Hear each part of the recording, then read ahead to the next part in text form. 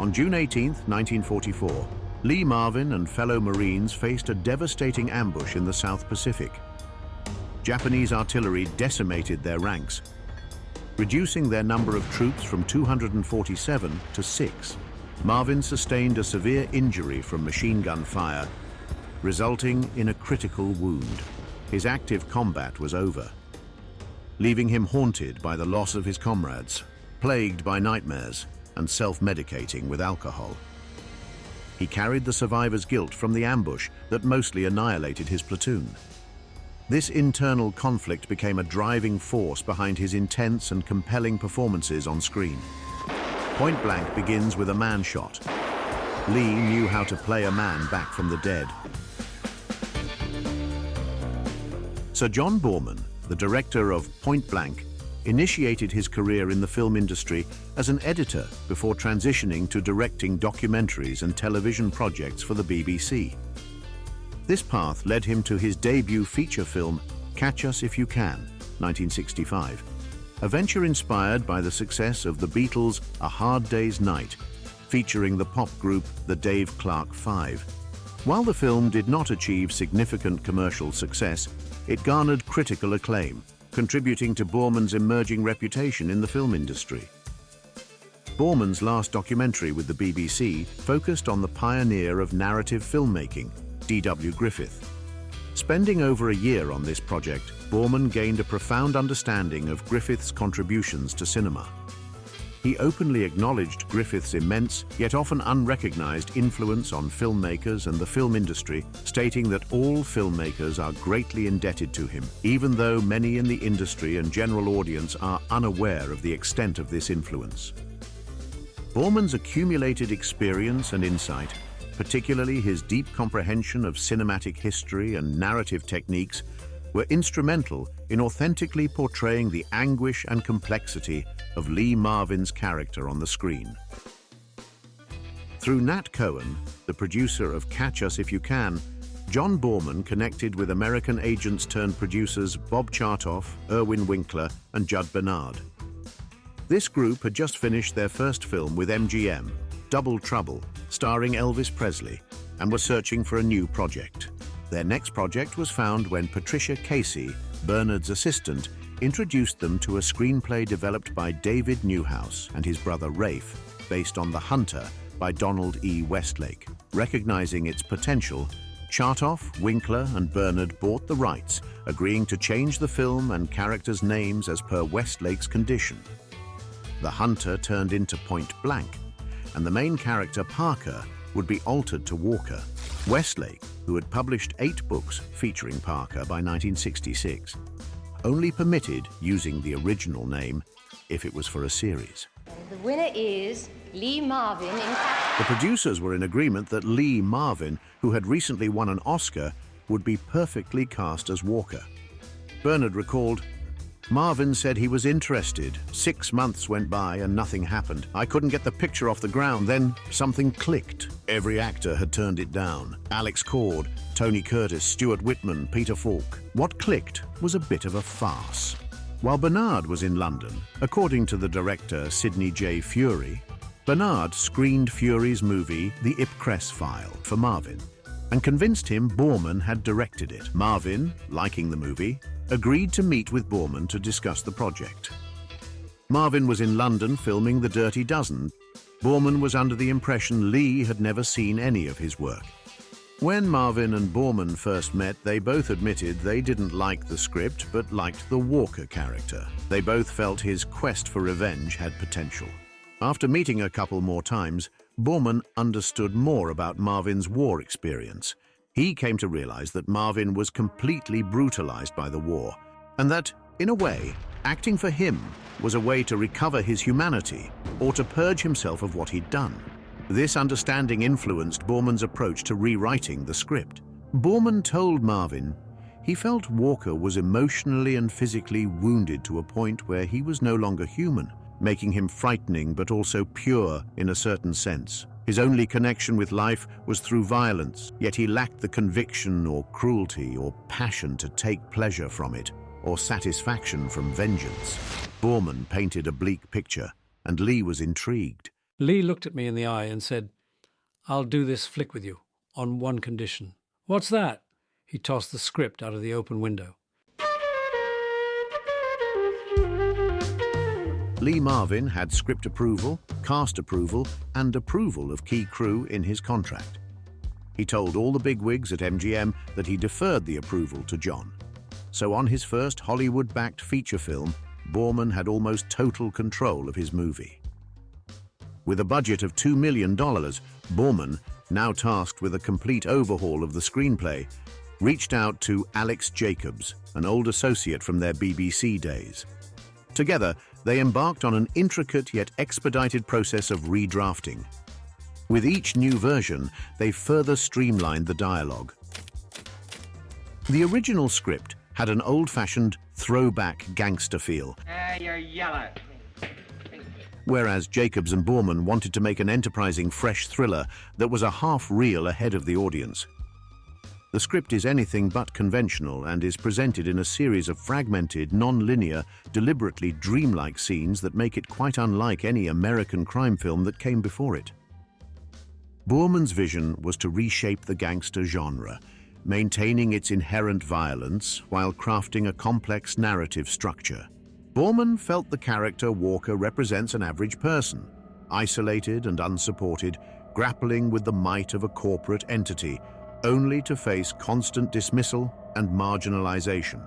His response to this rejection mirrors the path of violence, like the fictional character portrayed by Michael Douglas in Falling Down, or the real Tony Kiritsis in the documentary Dead Man's Line. Too goddamn desperate to do anything else, so goddamn man couldn't think good, and he always wondered what was wrong. Now he knows. This narrative highlights the elite's indifference towards the growing resentment and frustration among ordinary people. The organization's bosses all react to Walker as if his bold rage is not allowed or justified. Why do you run around doing things like this? What do you want? The suggestive rather than explicit script made no sense to MGM President Robert O'Brien, but with Marvin's approval deferral to Boorman, there wasn't much he could do about it. Boorman later stated, "I knew that the script wasn't right. There were problems desperately wrong with it, basic flaws, which I tried to cover up, paper over, never quite succeeded in doing so." Writing a script in 1966 could be quite the challenge. Not only did you need to please your stakeholders, but you also needed to appease the Production Code Administration by adhering to the Motion Picture Code. The Motion Picture Production Code, commonly called the Hays Code, represented a set of self-imposed guidelines for content censorship in American motion pictures. Most major U.S. film studios actively adhered to this code from 1934 until 1968. In 1966, upon assuming the presidency of the Motion Picture Association of America, Jack Valenti encountered his first challenge with the film Who's Afraid of Virginia Woolf over its explicit language. You laughed your goddamn head off. Valenti brokered a deal that saw the removal of the word screw while retaining other controversial phrases. Pump the holster! Just shut up, will you? The film ultimately gained approval from the Production Code despite including previously banned language. This incident prompted a revision of the code, reducing the number of explicit prohibitions, but introducing a new power for the Production Code Administration to designate films as suggested for mature audiences. While Boorman was writing the script, the Hays Code was on its last legs, yet it was still trying and succeeding in censoring point blank. Between October 1966 and February 1967, the Production Code Administration, or PCA, sent several letters regarding their concerns with the script, such as, "We ask that you shorten the dialogue referring to Mole's past behavior with prostitutes. The business of pushing the gun in Brewster's mouth is unacceptable. This stomping and kicking seems excessively brutal, and we ask that it be eliminated. It will be essential to avoid unacceptable nudity or vulgar dancing." In early January 1967, the PCA threatened to basically blacklist the film by not approving it at all. We note several important changes in this script from the previous version submitted for code consideration. In our opinion, these revisions produce a script which now includes extremely serious problems under the code, and one which would result in a film that could not be approved by this office. After several script changes, the PCA would approve Point Blank with a rating of suggested for mature audiences. while Point Blank was technically made and released under the Hays Code, it was part of the movement that helped end the code's dominance. The film's style and content reflected the changing attitudes in American cinema and society, contributing to the shift towards more mature and complex film narratives. Boorman chose Angie Dickinson over Stella Stevens, MGM's choice, for the co-starring role of Chris. Marvin had worked with Dickinson in The Killers and M Squad. Hi, Hazel. Long time no see. You know each other? Yeah, I bought her a couple of drinks down on the street. In fact, Hazel here and I have kept each other out of trouble with the police a couple of times. Isn't that right, Hazel? Yeah. Contrary to popular belief, Dickinson did not hold a grudge against Marvin for the scene in The Killers, where Marvin hung her out of a window. Yes, Boorman alluded to it in a couple of interviews in jest. But think about it.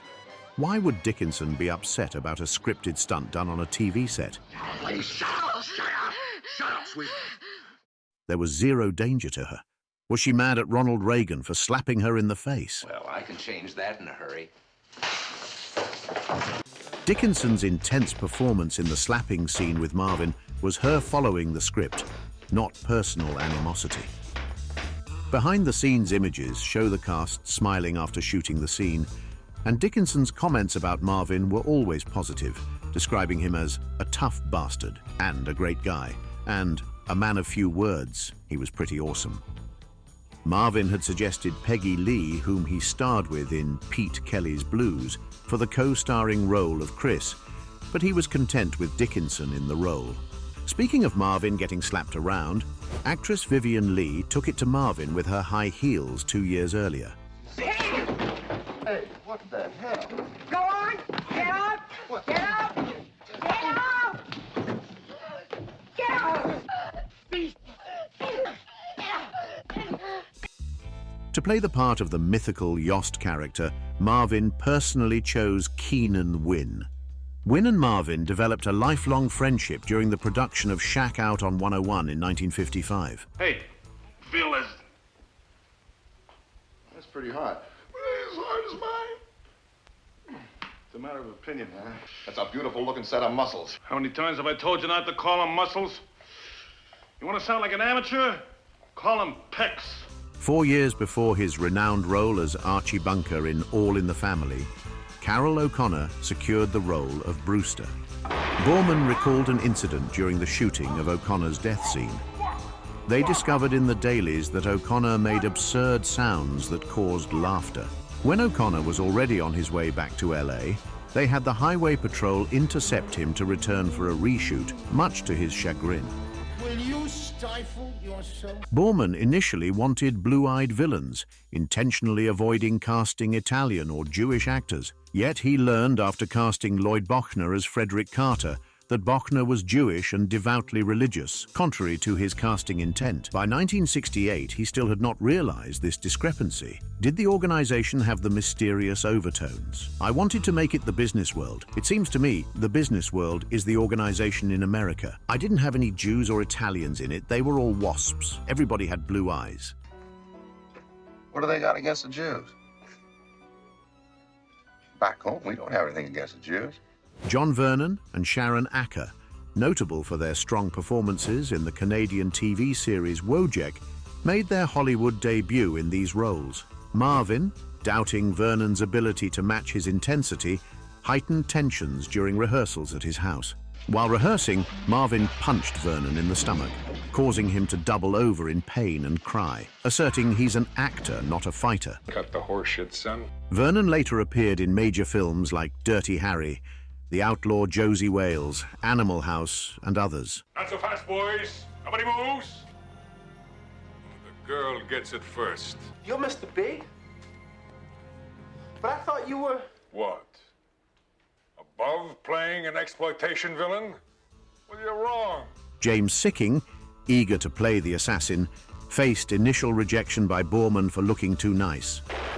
Undeterred, Sikking frequently waited outside Boorman's office, hiding like an assassin. Hold it right there, police officer. Let's go.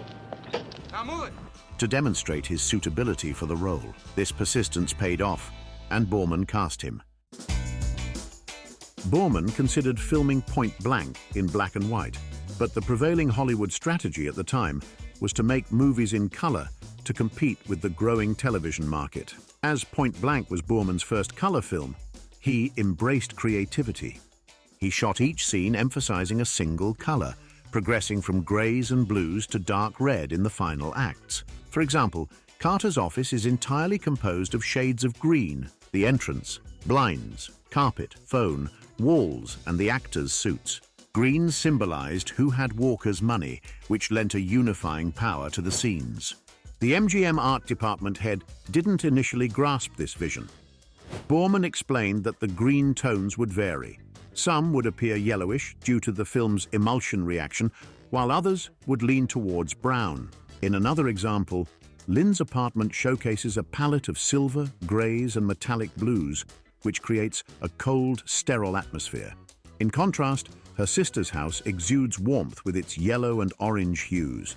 Boorman, adhering to his color scheme, he painted a coin-operated telescope yellow to complement Chris's dress and Walker's slightly darker shirt and tie. Boorman would later confess, "Angie was very unhappy with me about forcing her to change her hair color. I had this maniacal idea that I wanted her hair to be the same color as her dress, and we went through 3 dyeing jobs to get there." The hairdresser at MGM said, "I can't go any further. Her hair's starting to break off." This innovative approach to using color for storytelling and evoking emotions was groundbreaking. In later years, directors like Tim Burton would advance these ideas even further. Today, film credits often include a specialized role to enhance colors digitally, known as colorist. Point Blank stands out for its distinctive cinematography, partly due to Boorman being the first filmmaker to use the newly created Panavision C-series anamorphic 40mm lens. This lens allowed the creation of wide and distinctive visuals. Boorman described himself as intoxicated by anamorphic. Additionally, the film benefited from the expertise of cinematographer Philip H. Lathrop, who was Oscar-nominated for the Americanization of Emily, and his renowned work on the iconic 12-minute opening shot in Orson Welles' Touch of Evil. Lathrop's experience in black and white noir was pivotal in capturing Boorman's color noir vision. Lathrop significantly aided Boorman in transitioning to working with a major studio while fostering his creative instincts. Boorman remembers a specific instance reflecting this dynamic. At that time, the cumbersome Studio Mitchell camera was commonly used in American filmmaking, but Point Blank was also being shot with the smaller, more agile Arriflex. Lathrop, aware of the studio executive's visit to the set, advised Boorman to use the big camera while they were around. Lathrop said to Boorman, "If they see all that money disappearing into that itsy-bitsy camera, they're going to get very nervous." The original screenplay had the location as San Francisco, but once Boorman got there, he felt the gentle hills and pastel colors were wrong for the bleak, cold picture he wanted to make. So he moved the bulk of the shooting to Los Angeles. At first, the studio did not like the change, but once they figured shooting in LA over San Francisco would save them $100,000, they were all for it. Filming began on February 20th, 1967, and lasted 8 weeks. Although Boorman shot most of Point Blank in Los Angeles, he filmed the opening scene at Alcatraz Island, making it the first motion picture filmed at the former federal prison. Money and bipartisan political persuasion made it possible to convert Alcatraz into a movie set temporarily. Producer Judd Bernard worked with Republican Senator George Murphy, San Francisco Democrat Mayor John F. Shelley, and the president of the Motion Picture Association, Jack Valenti, to make it happen. MGM accepted any liability for accidents, paid $2,000 a day in rent, and agreed not to glamorize any former inmates like Al Capone or Machine Gun Kelly. The production needed to be self-contained for the 2-week shoot at Alcatraz and Fort Point. MGM sent trucks and trailers filled with lights, generators, camera gear, a complete makeup unit, and miscellaneous items to maintain a company of 125 on the island. On the first day of shooting, Lee Marvin was nowhere to be found. Upon arriving in San Francisco the night before, he and jazz legend and co-star from Pete Kelly's Blues, Ella Fitzgerald, went on an all-night bender. Boorman, infuriated, destroyed his hotel room.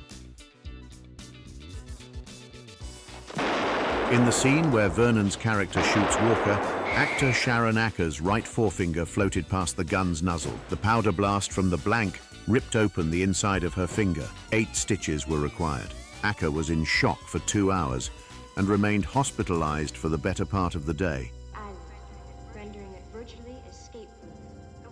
When it came time for Marvin's stuntman to swim off Alcatraz, the stuntman said it was too cold. So Marvin did it himself. Since Marvin did this and other stunts, he was awarded a bonus stuntman check at the movie's wrap-up party.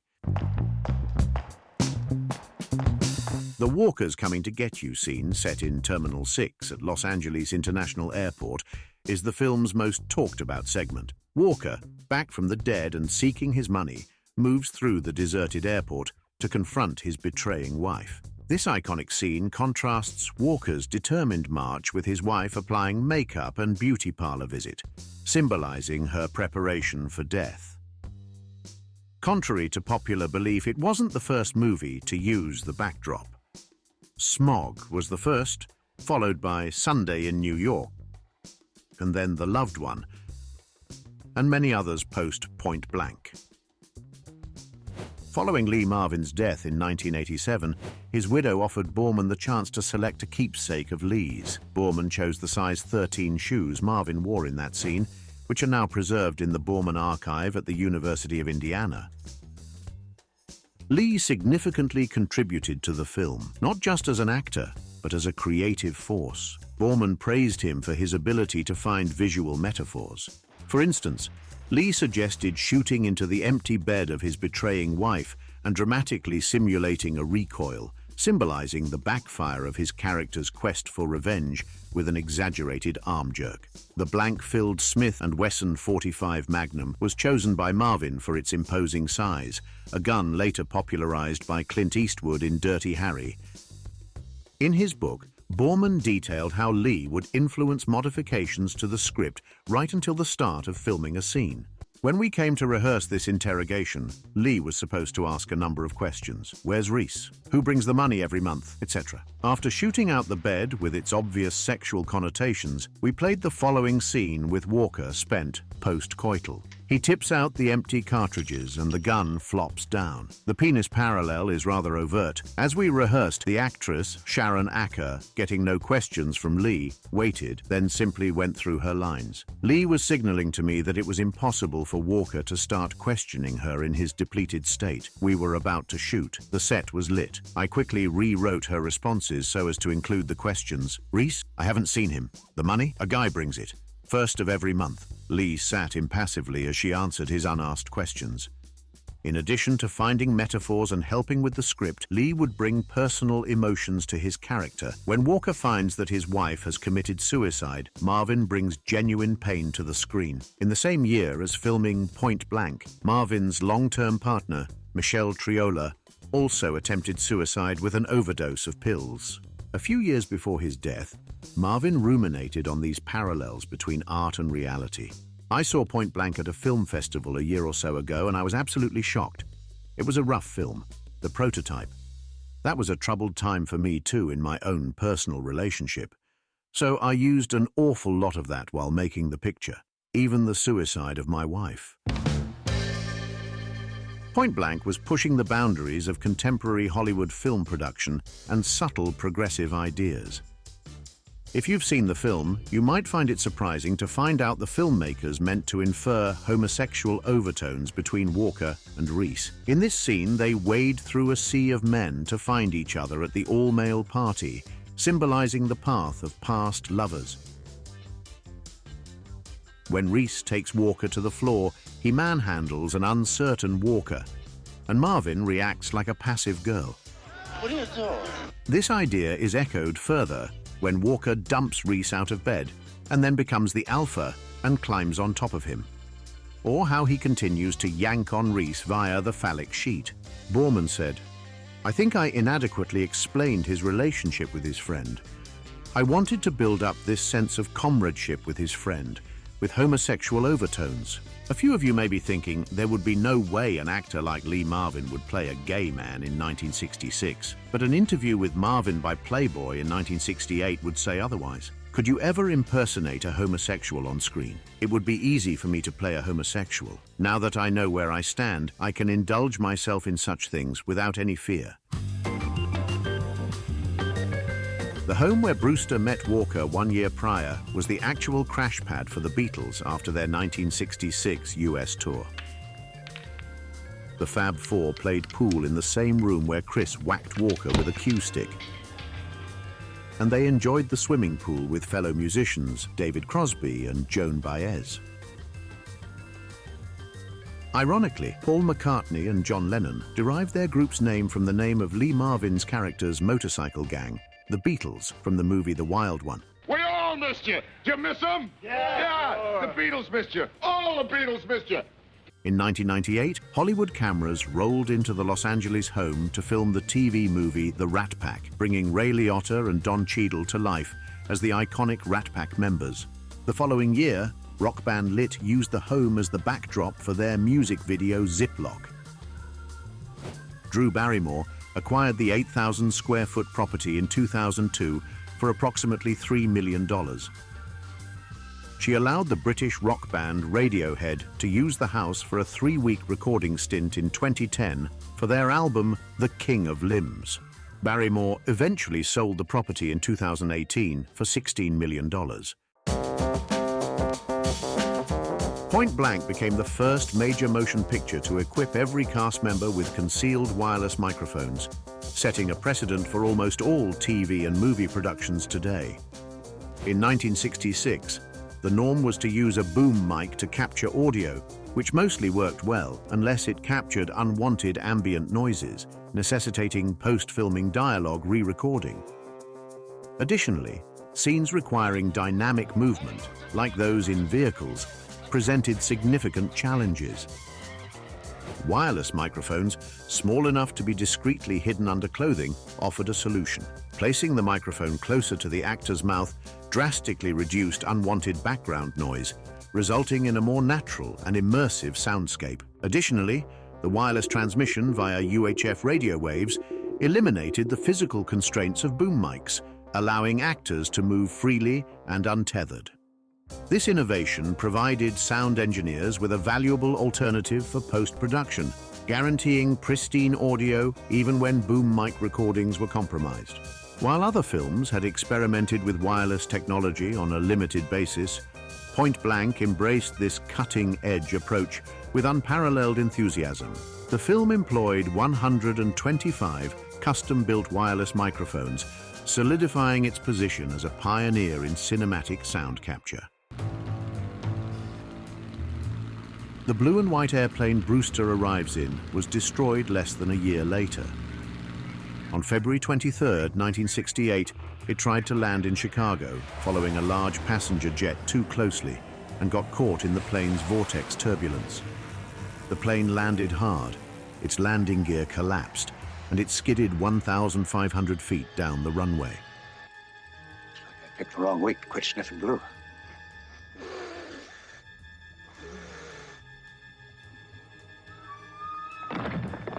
When it came to rest, both engines and wings were burning. The pilot managed to open a side door and get out of the plane. As he ran across the airstrip, the plane exploded. Firemen at the airport quickly extinguished the flames, but the craft was destroyed. Some people believe the movie is a dying man in the thralls of death and is a fever dream of sorts, and the entire film is a figment of Walker's imagination. Or Walker is a wandering ghost who must satisfy his cravings for vengeance on his wife, friend, and all involved before he can rest. Walker doesn't directly kill anyone. Instead, his presence induces them to kill themselves and each other. The closest he comes is in the scene where John Vernon falls off a balcony during their struggle. And even then, it's somewhat ambiguous how deliberate that was on Walker's part. Walker is shot at point-blank range, and both bullets tear into Walker's stomach. They are the sort of wounds that prove fatal in 9 out of 10 cases. But Walker survives the blasts and miraculously gets across the channel with freezing water and deadly currents between the rock and the mainland. Either this is far-fetched or a man dreaming.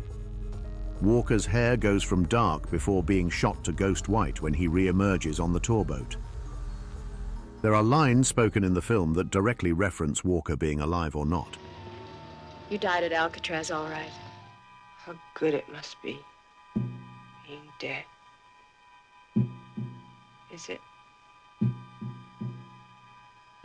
Walker, you still alive? After Lynne's suicide, we have no clear notion of the passing of time. As Walker moves from one room to another, he remains the same, but the rooms are substantially changed, and Walker seems almost surprised as these scenes are continuous to him. Walker crouches in the corner, marred by shadow, an image suggesting he's never left his prison cell/coffin on Alcatraz. At the end of the film, Walker finally has the opportunity to get his money. Well, come and get your money then! Yet he doesn't. Walker fades into the shadows and leaves the money where it is. A ghost does not need any money. The purpose of his return from the grave, vengeance, is accomplished. And now he returns to the shadows and death. Some movie reviews and podcasts about Point Blank say Boorman never states if the film takes place entirely in Walker's head. This isn't 100% accurate. Yes, in some interviews, Boorman says the viewers should decide for themselves, but he has also alluded that Walker does die in the beginning. In his Michel Ciment interview, he states, "Seeing the film, one should be able to imagine that this whole story of vengeance is taking place at the moment of his death." In a 2015 Sight and Sound interview, he stated, "I struggled to get an ending there, and finally I decided he just gradually fades into darkness, a series of shots in which he just sort of disappears." A lot of people found that unsatisfactory. He doesn't take the money, but that was okay, because it wasn't about the money, really. The fading away was to suggest that possibly he hadn't really existed at all. One of the people who did not like the ending was Boorman's co-writer, Alex Jacob. He preferred the original ending they wrote. A link is available in the description if you want to read it. During the editing phase of the movie, director Boorman was confident in the expertise of his editor, Henry Berman, an Oscar winner for his work on Grand Prix. And Boorman himself had a background in film editing. However, their process was constantly interrupted by producer Judd Bernard, who insisted on overseeing their work and frequently criticized the film's bleak tone. He even threatened to take control of the editing post-filming. To counter this, Boorman filmed minimally, limiting the possibility of significant post-production changes. Despite this, Bernard remained a persistent annoyance in the editing room.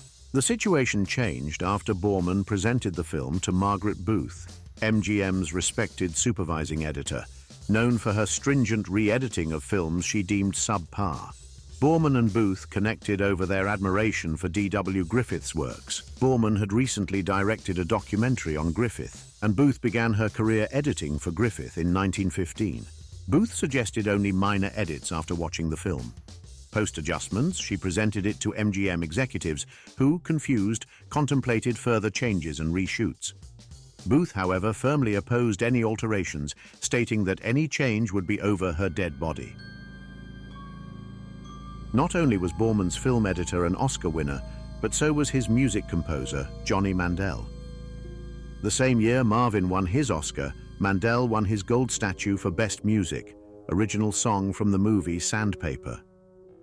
The song that most people know of Mandel's prolific work would be the intro to the 1970s movie and long-running TV show MASH. Unlike many composers, Mandel was on set during the filming of Point Blank. While on Alcatraz Island, he found an out-of-tune piano in the jail basement that had been there for decades. This helped inspire him to create a surreal, disconnected score and combined a group of unique instruments and effects to complement director Boorman's stream-of-consciousness approach to the movie. It's more tonal than melodic. Mandel based his 45 minutes of music on a minor 12-tone score that utilizes tapes running at half speed. Later, Mandel said, "A lot of fun to do that movie, work, but fun, that's one of the more rewarding ones." Point Blank premiered in San Francisco on August 30th, 1967, and rolled out worldwide over the next 6 months. 5 days before the film's gala world premiere, Life magazine devoted 3 full-color pages to leather fashions photographed on Alcatraz Island and modeled by the film's leading ladies Angie Dickinson and Sharon Acker. Several of the outfits illustrated comprise part of the national point-blank fashion promotion with Highlander clothes. Over 60 major stores throughout the country participated in this promotion. What are you doing in here? What do you want? I want my money. The exact box office gross of Point Blank in 1967 remains unclear. Most online reports suggest a figure of $9 million, citing an interview with the film's 2 producers in 1968. However, this number likely skews high, as it includes a speculative phrase, may very well gross $9 million. Noted film author Howard Hughes reports that the US release earned only $3.5 million. A more accurate estimate might be around $7 million, equivalent to $64 million in 2024 dollars, ranking it 32nd among the top 100 movies for 1967. While respectable, it wasn't a blockbuster, especially compared to Lee Marvin's other 1967 release, The Dirty Dozen, which grossed $51 million, or almost $400 million in 2024 dollars. 2 weeks before the premiere, MGM did some test screenings. Of the 166 people who participated, 74 felt it was excellent, 44 thought it was good, and 48 thought Point Blank was fair or poor. 93 would recommend it to their friends, while 37 wouldn't. People loved Marvin overwhelmingly, but were not fans of actress Sharon Acker. Some of the comments left were, film editors must have been drunk because Lee Marvin is a great actor and this movie is quite beneath him. Too many flashbacks. Tired of violence and sex just for the sake of violence and sex. In the United States, the film struggled to gain positive reviews. Critics were either put off by the level of violence, the script, or they failed to appreciate the distinct foreign film style that Boorman incorporated. Yes, some forward-thinking critics like Roger Ebert from the Chicago Sun-Times got it saying, "As suspense thrillers go, Point Blank is pretty good," giving it 4 out of 5 stars.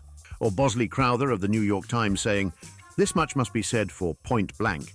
The crime melodrama came in a blaze of gunfire and color. It is a spectacularly stylized and vividly photographed film that hints at some of the complex organization and hideous inhumanity of the modern-day underworld." However, many reviews were unfavorable, especially in mainstream magazines like Time and Life, or even respected periodicals like The New Yorker. Let me note first that nothing I have to say about what happens in this movie is guaranteed to be accurate. The writers have decked their simple and savage tale with such show-offy gewgaws of flashes back, forward, and sidewise, and have left so many critical facts either untold or unexplained, that any 6 members of a given audience would be apt to recount 6 different versions of the plot. Even Hollywood's first daily trade newspaper did not like Point Blank. The director proves that he is switched on, but raises doubts that he is tuned in. The resulting voguishness will date the film quickly.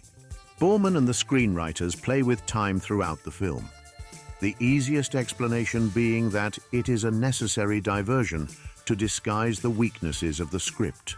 Boorman admitted in 1968 that some of the criticism was valid by saying, "The critics did attack the film, rightly, for weaknesses in the script. I know that I certainly couldn't write American dialogue, although I did quite a lot of it in Point Blank. Perhaps that's one of the things that's wrong with it." As time marched on, and once the home movie revolution started via video rental stores, Point Blank became a cult classic, and now the general thought amongst critics and fans is overwhelmingly favorable. Martin Scorsese showed his love for the film by putting the movie poster in this scene from his movie Mean Streets, and then, in 2010, saying this was one of the first movies that really took the storytelling innovations of the French New Wave, the shock cuts, the flash forwards, the abstraction, and applied them to the crime genre. John Boorman's picture reset the gangster picture on a then modern wavelength. It gave us a sense of how the genre could pulse with the energy of a new era.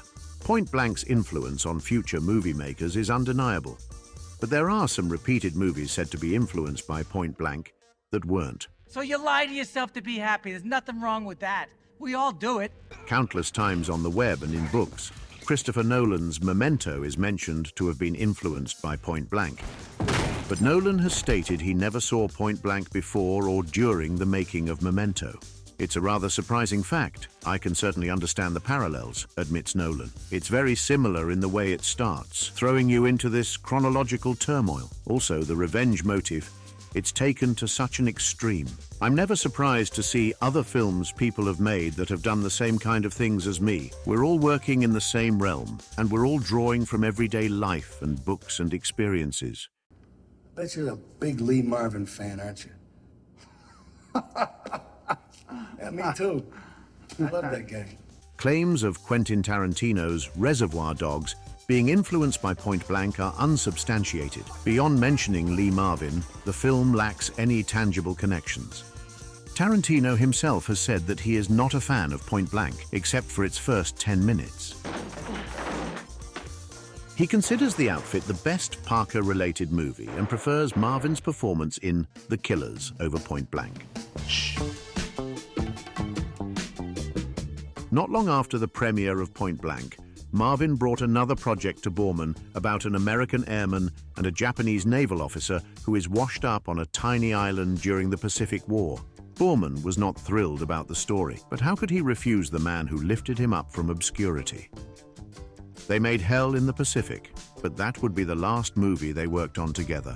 Boorman would continue to offer roles to Marvin, but for various reasons it never worked out. They remained great friends until Marvin died in 1987. After completing Point Blank, producers Bob Chartoff and Irwin Winkler adapted another novel by Westlake, The Seventh, into a film titled The Split, starring Jim Brown in the role of Parker. The duo would go on to produce many hit and critically praised films like Raging Bull, The Right Stuff, and Rocky. Rocky, a Robert Chartoff, Irwin Winkler production, and the winner is Rocky, Irwin Winkler and Robert Chartoff, producers. Producer Judd Bernard went his own way from Chartoff and Winkler's and never replicated their level of box office and critical acclaim in subsequent projects. Point Blank redefined the crime thriller genre. Wielding new stylistic and narrative techniques, it forged its path, redefining character archetypes and blending movie genres in a way that challenged the very fabric of Hollywood filmmaking. Its influence continues to echo through the corridors of film history, inspiring filmmakers and captivating audiences with its timeless allure and profound impact on visual storytelling. Point Blank stands as a powerful testament to cinema's ability to transcend the boundaries of time.